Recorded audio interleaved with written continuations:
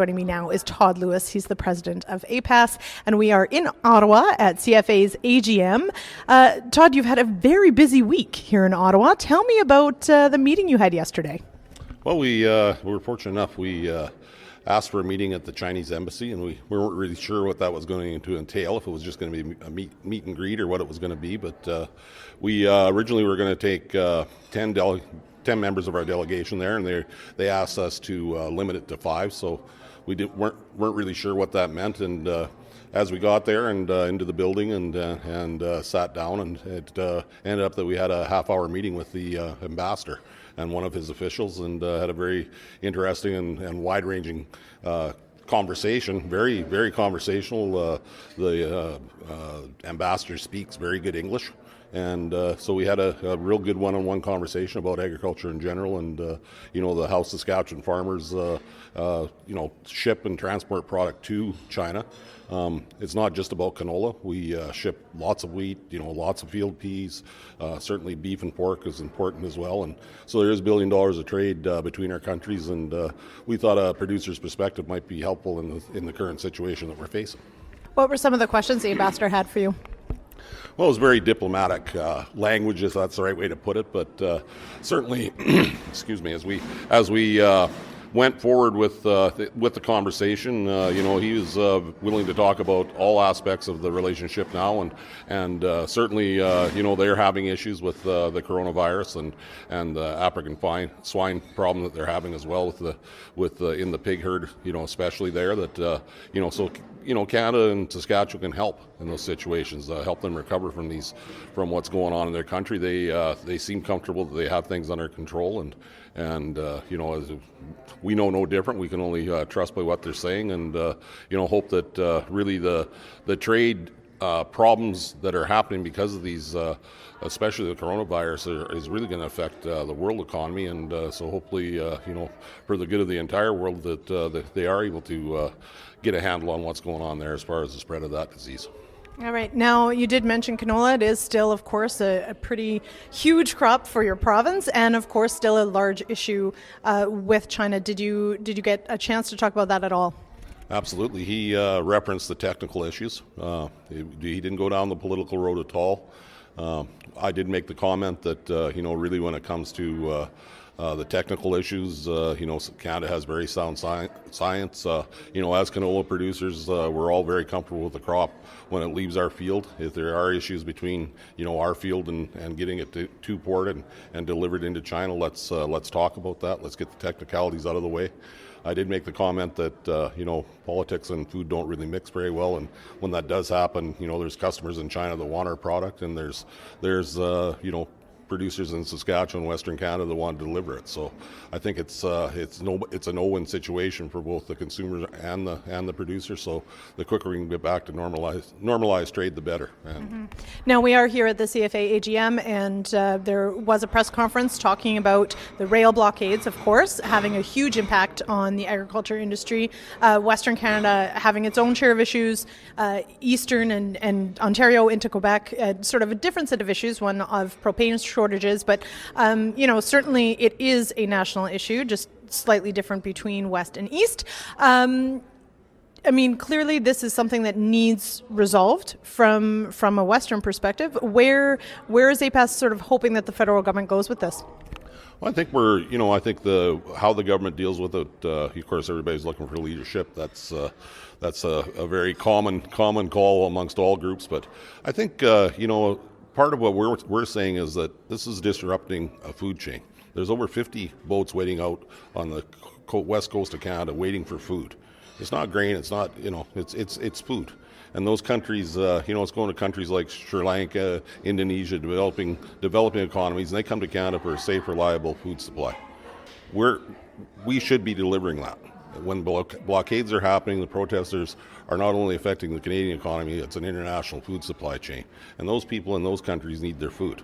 and it's not an inconvenience if you're going hungry. So I think that's something that, I don't think the protests that they totally realize how the impact is not only in Canada, it's across the world. And Canada's always been looked at as a safe and reliable source of food products, and I think that it's something we take for granted in Canada.